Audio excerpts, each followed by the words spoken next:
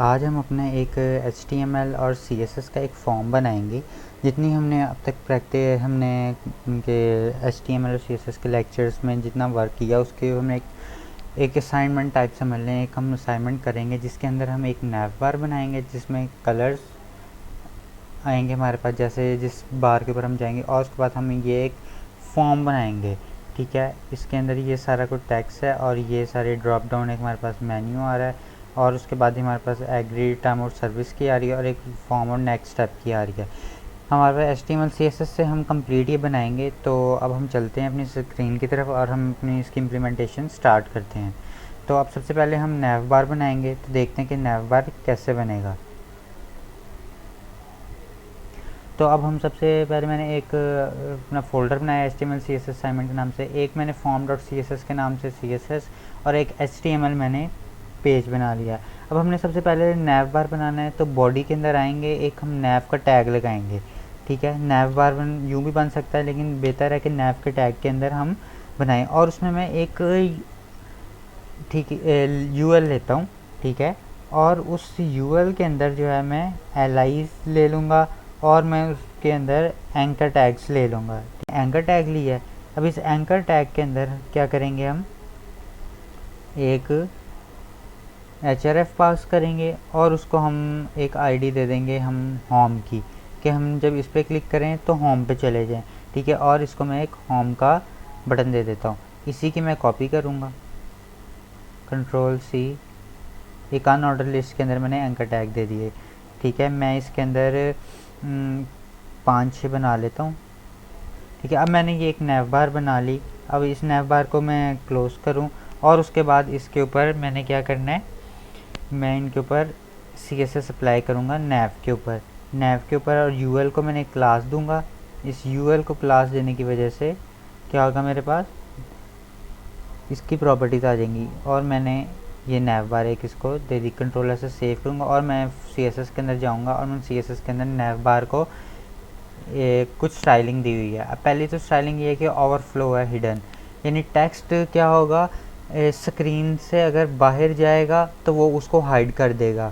Hidden में ये होता है कि जितना टेक्स्ट एक बॉक्स के अंदर, और ये बॉक्स प्रॉपर्टी जैसे कि मैंने इनलाइन डिस्प्ले इनलाइन ब्लॉक रखा है ना, तो ये ओवरफ्लो प्रॉपर्टी किसको फॉलो करती है, इसे ब्लॉक की प्रॉपर्टी फॉलो करती है। अगर इसमें मैं स्क्रॉल लगा दूं तो वो स्क्रॉल बार बन जाएगी, कि जो बिलो द बॉक्स है या आउट ऑफ द बॉक्स है वो टेक्स्ट भी हमें स्क्रॉल बार के अंदर शो होगा।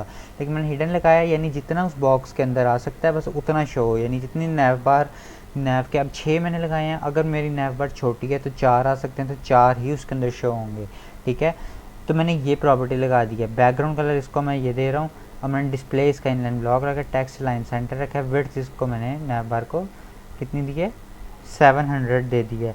और यहाँ पे मैंने क्लास इसको नैव बार की दे दी। कंट्रोलर से सेव करता हूँ और इसकी मैं आउटपुट देखता हूँ गो लाइव जाके। देखते हैं क्या हमारे पास नैव बार की ऑप्शन है। तो ये हमारे पास अभी इतना काम हो गया। के बाद हम अपने डिव के अंदर अब देखते हैं हमने रेड कलर कहाँ लगाया था। रेड कलर हमने फ़िलहाल कहीं भी नहीं लगाया। हम अपनी नीचे जाके देखते हैं, ये नैव बार के ऊपर मैंने लगाया कि जब ये नैव बार होवर हो बैकग्राउंड कलर इसका चेंज हो। मैं इसको ऊपर ले आता हूँ, ये इसमें नैव बार, और नैव बार के एंकर टैग के ऊपर मैंने एक प्रॉपर्टी लगाई है फ्लोट लेफ्ट की। फॉन्ट साइज 20 पिक्सल, कलर उसका जो टेक्स्ट का ये है, टेक्स्ट लाइन सेंटर में होगा। पैडिंग मैंने कहाँ से रखी है, मैंने नैव बार को मार्जिन लेफ़्ट से कितनी 300 पिक्सल्स दी है, कि जो लेफ़्ट से वो इतना आगे मेरे पास मूव हो जाए। 300 पिक्सल का ये हमारे पास वे है, और ये मैंने सारा कुछ इसका ये CSS लिख दी। अब उसके बाद हम अपनी आगे लिखेंगे, एक डिव लगाएंगे। नैव बार कंप्लीट हो गई, हम अपना फॉर्म क्रिएट करते हैं। अब मैं डिव के अंदर जाऊंगा, डिव के अंदर मैं क्लास देता हूँ, एक क्लास में इसको देता हूँ कि सेक्शन। क्लास मैंने सेक्शन की दी। अब मैं इसको जो है एक h1 दूंगा इस डिव को मैंने एक h1 देने, और इस h1 के अंदर मैं कहता हूँ माई अकाउंट फॉर्म। मैंने अकाउंट फॉर्म दे दिया, और उसके बाद मैं एक फॉर्म का टैग लगाता हूँ जिसमें अपने सारे फॉर्म की कोडिंग लिखनी है मैंने। अब मैंने एक फॉर्म का टैग लगा रहा हूँ, फॉर्म और ये क्लोज़ कर दिया। अब इस फॉर्म को मैं क्या करूँगा, इसमें एक एक्शन पास करूँगा कि जब मैं अपना फॉर्म सबमिट करूँ तो ये कहाँ पे जाए। तो ठीक है, मैं अभी तो फ़िलहाल कोई सर्वर नहीं है इसके ऊपर, तो मैं इसको कह देता हूँ कि जब मैं आपको करूँ तो एक्शन पेड डॉट PHP पे कोई अगर मैंने सर्वर रखा है तो वो वहाँ पे चला जाए। अब उसके बाद मैं फॉर्म के अंदर आ गया। अब मैं यहाँ पे लेबल लगाऊंगा। अब यहाँ पे लेबल लगाता हूँ, लेबल का टैग लगेगा और इस लेबल के टैग के अंदर हम क्या करेंगे, एक क्लास दे देंगे इसे। मैं इसे एक क्लास दे देता हूँ। मैं कहता हूँ ये मेरी मेन हेडिंग होगी। ठीक है, इसको मेन हेडिंग के लिए मैंने HH1 दे दिया और इसको मैं कहता हूँ कि ये क्या होगा, ये किस लिए होगी, ये फर्स्ट नेम के लिए होगी मेरे, ये मेरे फर्स्ट नेम के लिए। और इसकी वैल्यू क्या रखूँगा मैं, वैल्यू इसकी मैं अभी कोई भी नहीं रख रहा, बाय डिफ़ॉल्ट रख सकता हूँ। मैं इसको वैल्यू भी छोड़ देता हूँ, प्लेस होल्डर यहाँ पे लगा देता हूँ, एंटर योर फर्स्ट नेम।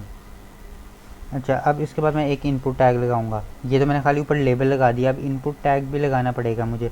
और इनपुट टैग जो याद रहे, इसका क्लोजिंग कोई भी नहीं होता। ठीक है, इनपुट टैग का क्लोजिंग नहीं होता। तो मैं ये इनपुट टैग, ये बाय डिफ़ॉल्ट आ गया इनपुट। ठीक है, अब इनपुट टैग के अंदर मैं क्या करूँगा, एक क्लास दूंगा इसे। अब इस क्लास का नाम मैं क्या रखूँगा, इसका अभी आगे देखते हैं। टाइप इसकी क्या होगी, टाइप इसकी होगी class, sorry, input type is equal to text. और इस टेक्स्ट के बाद क्या होगा, आईडी इसको मैं एक दे रहा हूँ, आईडी इसको मैं कहता हूँ लास्ट नेम है आप, फर्स्ट नेम है। उसके बाद मैं इसको कहता हूँ कि आपके प्लेस होल्डर, प्लेस होल्डर तो मैंने इसके अंदर जो लिखा जाएगा वो प्लेस होल्डर लिखा जाएगा। प्लेस होल्डर इसमें क्या आएगा, ये वाला प्लेस होल्डर यहाँ पे आना है, मिस्टेक से ऊपर मैंने लिख दिया, ये मेरे पास आ गया इधर। ठीक है, ये मेरे पास आ गया इधर। अब इसके बाद क्या होगा, अब इसी तरह ही इसका मैंने एक लास्ट नेम बनाना है और इस लेबल को मैं नेम दे देता हूँ कि ये आपने नेम आएगा, आपका ये नेम आएगा और ये यहाँ भी नेम लिख देते हैं। अब मैंने इस नेम के अंदर फर्स्ट नेम लास्ट नेम लिखना, कंट्रोल C, इसी को ही हम पेस्ट कर देते हैं, कंट्रोल V। यहाँ पे मैं L नेम कर देता हूँ इसे और यहाँ पे मैं एंटर योर लास्ट नेम लिख देता हूँ। अब जब मैंने ये लिख दिया, इसको कंट्रोल से सेव करके देखते हैं कि इसमें क्या हमारे पास शो होता है। अभी तक ये आया कि जी माई अकाउंट फॉर्म, और ये दो इनपुट हमारे पास आ गए कि हम यहाँ पे इनपुट एंटर कर सकते हैं। ठीक है, अभी हम नेम के ऊपर लगाते हैं स्टाइलिंग वगैरह, तो फिर उसको ऊपर लेके जाएंगे। तो अब हम यहाँ पे क्या करेंगे, यहाँ पे मैं एक BR टैग लगाऊंगा कि मेरा नाम लेबल के इनपुट टैग बाद में है। तो मैं यहाँ पे एक लगाऊंगा BR टैग, कंट्रोल से सेव करता हूँ उसे, तो ये नाम ऊपर आ गया। अब इसी की मुझे क्या है, कॉपीज़ मैं लेता जाऊंगा और मैं इसको अप्लाई करता जाऊंगा। बाकी में सिर्फ एक प्लेस होल्डर है, नेम हमारे पास आता है सिर्फ, कंट्रोल C। अच्छा, अब इसके बाद हम चलते हैं इसके नीचे, control V, control V, control V। अब यहाँ पे मैं कहता हूँ यूज़र नेम। अब यूज़र नेम जब मैंने एंटर किया है तो फिर उसके बाद मैं यहाँ क्या करूँगा, इसकी एक क्लास लगाई है मैंने चूज़ द यूज़र नेम के नाम से। तो मैंने CHN लगा दिया है और मैं इसे कहता हूँ कि आप यूज़र नेम हो। ठीक है, अब यूज़र नेम हो और उसके बाद मैं इसके एक नीचे इनपुट को एक क्लास दे देता हूँ। इस क्लास का नाम आएगा HS2। Enter your user name. अच्छा, उसके बाद मेरे पास क्या आ गया, नेम के बाद मैं पासवर्ड या ईमेल पहले लिख लेते हैं, ईमेल। टाइप क्या होगी मेरे पास, टाइप मेरे पास होगी ईमेल, और मेरे पास प्लेस होगा एंटर योर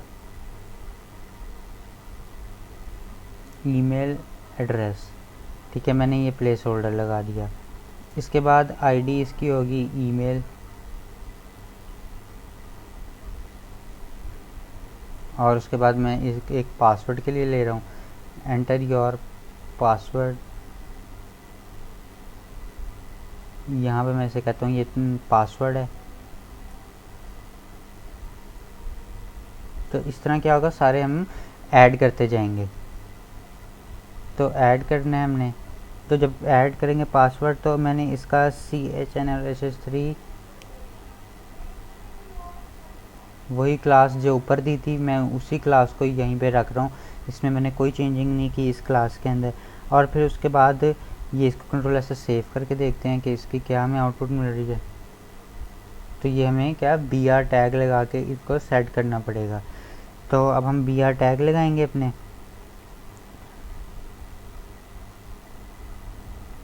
या मैंने इसमें BR टैग लगाया, उसके बाद मैंने अपने लेबल को सेट किया है। लेबल के बाद मैं BR टैग लगाया हुआ है, उसके बाद मैं वैल्यू के बाद लगाऊंगा।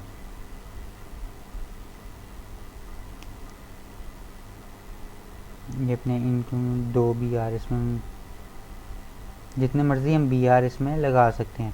तो इसको अगर 3 BR दूं, तो उसके बाद मैं नीचे वालों पे पासवर्ड को भी दे देता हूँ, ईमेल को भी दे देता हूँ।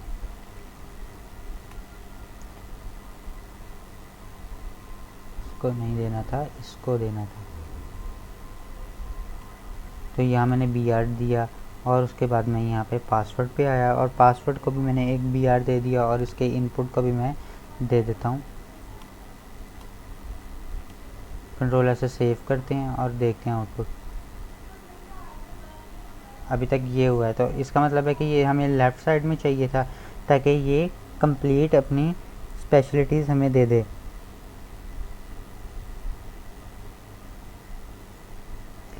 तो यहाँ पे मैं ईमेल को देता हूँ जो मैंने पासवर्ड को दी है, यही क्लास देता हूँ इसको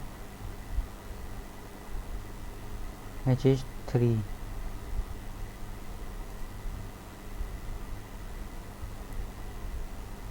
ये हमारे पास आ गया ईमेल पासवर्ड, और यहाँ पे मैं इसको क्लास दूंगा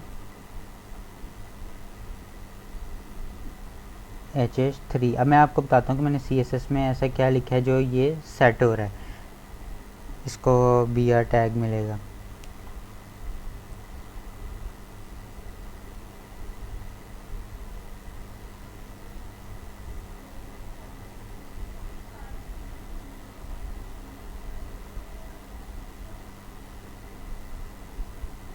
अभी तक हमारे पास क्या आया, ये हमारे पास अभी तक के आउटपुट आई है।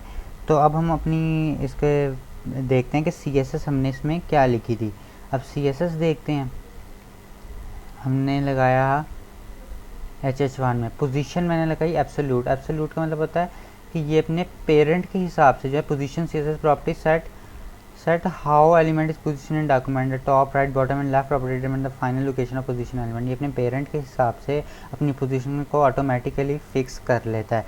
तो इसीलिए मैंने जब पोजीशन एब्सोल्यूट दी, तो वो एब्सोल्यूटली लेफ़्ट से 37% आगे चला गया अपने पेरेंट के लेफ़्ट से। अपने पेरेंट क्या मेन कंटेनर जो उसका था। उसके बाद मैंने HS2 में ये लिखा है पोजीशन एब्सोल्यूट दी है, लेफ़्ट मैंने 37% दिया, विड्थ इसको मैंने दिया 25, बैकग्राउंड कलर दिया, फॉन्ट फैमिली दी, और CHN के अंदर के दिया पोजीशन वही एब्सोल्यूट दी, अपने कंटेनर से ही अपने लेफ़्ट 37 पे चला गया। फॉन्ट फैमिली दिया, फॉन्ट वेट दिया मैंने इसको, और HS3 में भी लेफ़्ट से 37% मार्जिन दे दिया मैंने इसको। विड्थ इसको मैंने दे दी बॉक्स के, इसके बॉक्स की विड्थ ये 25%, बैकग्राउंड कलर ये दिया है। तो इसका मैंने कोई ज़्यादा इसमें रॉकेट साइंस ऐड नहीं की, बस इसमें कुछ चीज़ें थी मैंने बस वो ऐड कर दी हैं। ठीक है, अब हम इसके बाद डेट ऑफ बर्थ वगैरह लिखते हैं कि डेट ऑफ बर्थ में क्या आता है। नेक्स्ट स्टेप हमारा था डेट ऑफ बर्थ का, तो मैं यहाँ पे लगाऊंगा लेबल, यही लेबल कॉपी कर लेते हैं, Ctrl+C Ctrl+V। अब यहाँ पे मैं इसको लिख देता हूँ date of birth, date of birth. Class इसको CHN और HS3 ही देनी है। और उसके बाद इसको मैं टाइप क्या दूंगा, टाइप मैंने इसको देनी है अब डेट, क्योंकि हमें डेट ऑफ बर्थ में डेट ही चाहिए होती है। तो मैं इसको टाइप दे दूंगा डेट की, और इसमें आईडी क्या होगी, एक आईडी दे देता हूँ इसको, आईडी एक दे देते हैं, वो भी डेट दे देते हैं इसको। उसके बाद मैंने इसको क्या देना है, नेम दे दी। स्टाइल इसको देना तो हम इनलाइन स्टाइल भी इसके अंदर दे सकते हैं, तो मैं इनलाइन स्टाइल दे देता हूँ। प्लेस होल्डर हमें यहाँ नहीं चाहिए, तो मैं प्लेस होल्डर को यहाँ से रिमूव कर रहा हूँ। तो ये जब प्लेस होल्डर मैं यहाँ से रिमूव कर रहा हूँ, मैं यहाँ पे एक इनलाइन स्टाइल दे देता हूँ।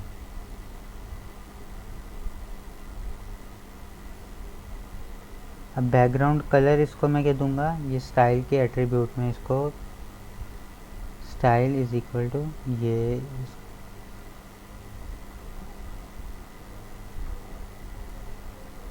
यहाँ पे मैं इसको दे देता हूँ एंटीक वाइट कलर दे देते हैं, ठीक है। और उसके बाद यहाँ पे हमें कुछ नहीं चाहिए। अब हम देखते हैं कि हमारे पास इसका आउटपुट क्या आता है। जब हमने डेट के ऊपर वर्क किया तो ये हमारे पास डेट ऑफ बर्थ आ गई, सिर्फ एक टाइप उसकी डेट लिखने से। तो हमारे पास ये पूरा कैलेंडर टाइप एंटर हो गया कि हम जो चाहें इसमें ऐड कर सकते हैं, ठीक है। अब इसके बाद हम अपने जेंडर ऐड करते हैं कि जेंडर हमारा क्या है।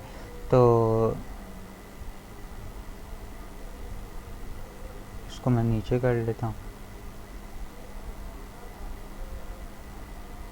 अब यहाँ पे हम जेंडर ऐड कर लेते हैं।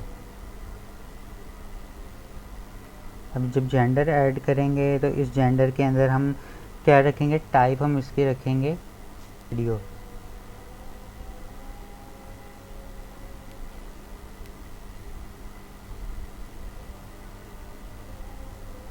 और इसका हमने लेबल रख दिया जो हमने रखना था। नेम हम इसको दे देंगे जेंडर वैल्यू। फ़िलहाल जो हम फर्स्ट वैल्यू देंगे वो क्या देंगे, वैल्यूज़ को हम दे देंगे कि जी फर्स्ट टाइम हमारे पास सिंगल की ऑप्शन आती रहे, ठीक है। तो हमने इसको सिंगल के वैल्यू दे दी, और बाकी हम इसको अब लेबल देंगे जो हमें लेबल्स चाहिए।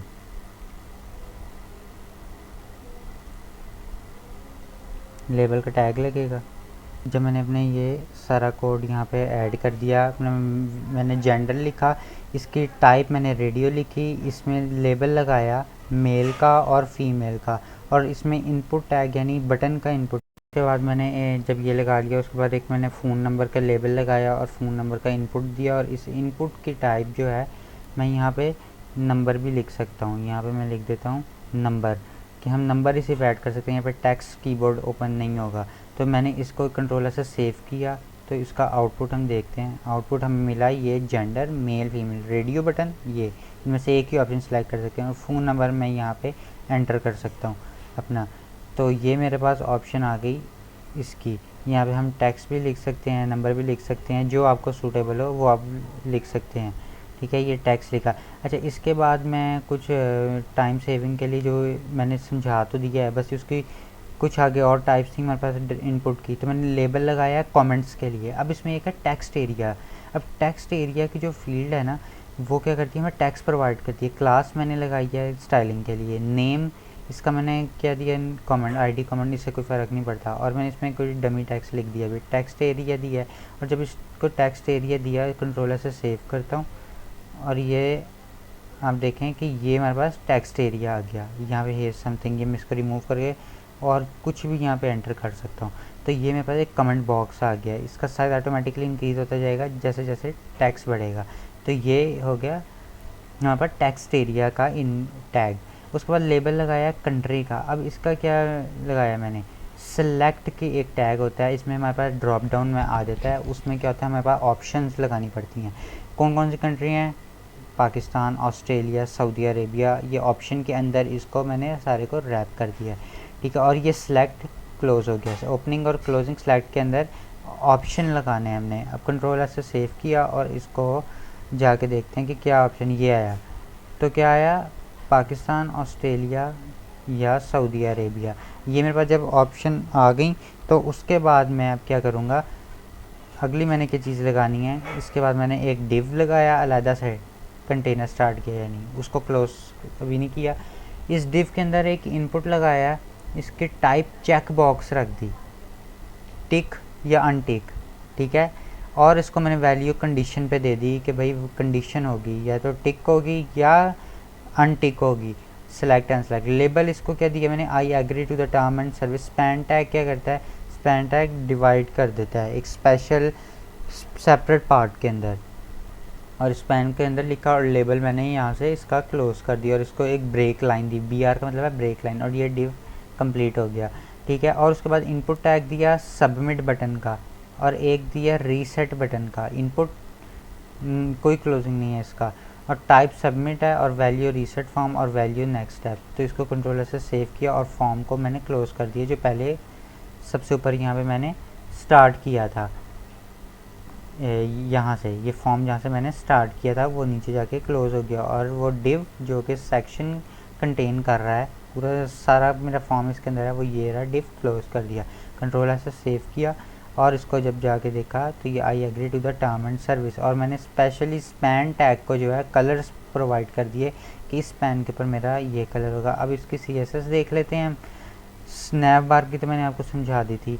सेक्शन के अंदर बैकग्राउंड कलर ये दिया मैंने, वो भी, और मार्जिन लेफ़्ट से 25%, राइट से 25%, मार्जिन टॉप से 2, बॉटम से 2। टेक्स्ट लाइन जो भी लिखूँगा सेंटर में अगर उसका कलर कौन सा होगा, पर्पल।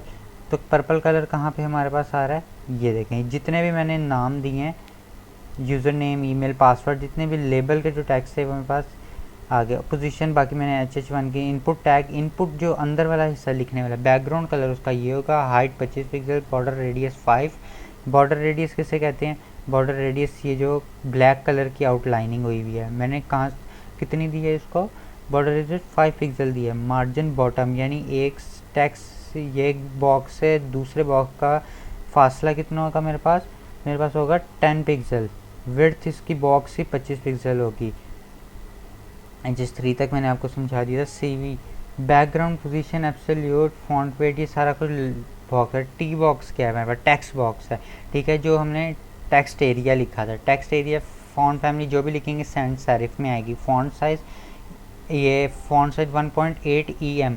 EM क्या होता है, indicated desire height of glyph of the font, scalability के लिए ये हम यूज़ करते हैं, ठीक है। फॉन्ट साइज बोर्ड हर डिवाइस के हिसाब से ये ऑटोमेटिकली सेट कर लेता है। बैकग्राउंड कलर मैंने इसको येलो कलर दिया था। ये टेक्स्ट एरिया का बैकग्राउंड कलर कौन सा था, येलो। चेक बॉक्स लगाया जिसकी मैंने I agree to the term and service दी थी। इसमें मेरे पास क्या क्लास चेक बॉक्स की है। अब जब चेक बॉक्स की क्लास है तो चेक बॉक्स की क्लास मार्जिन लेफ़्ट से दिया है -2% एडजस्ट करने के लिए। बॉक्स साइजिंग दी है, ठीक है, कि बॉक्स का इतने हिस्से को आपने कैप्चर करना है, ठीक है। वो बॉक्स कितना होगा, 1 पिक्सल उसकी जो है बॉक्स की लेंथ, विड्थ, हाइट होगी।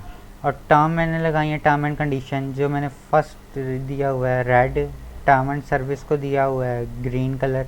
तो ये स्पैन को ही मैंने टर्म और ये 2 टर्म्स दी हैं। कहाँ से आ रही हैं ये यहाँ से आ रही है। क्लास टर्म दी हुई है एक पूरे ही इसको, और स्पैन के साथ जिस पार्ट को अटैच किया हुआ है उसको मैंने ग्रीन कलर दे दिया है। तो ये मेरे पास आ गया। उसके बाद बटन को मैंने कलर, बैकग्राउंड कलर ये दिया, और जो टेक्स्ट कलर है उसका वो वाइट है, फॉन्ट वेट उसका बोल्ड है। तो ये मेरे पास कलर वाइट आ गया, बैकग्राउंड इसका ये था। तो आज के लेक्चर में हमने अपना फॉर्म भी कंप्लीट कर लिया है। तो अगर इसमें कोई इशू प्रॉब्लम हो तो काइंडली मुझे कमेंट सेक्शन में ज़रूर कमेंट करके पूछिएगा कि ये नहीं समझ आई किसी चीज़ की। तो thank you for watching, take care, bye.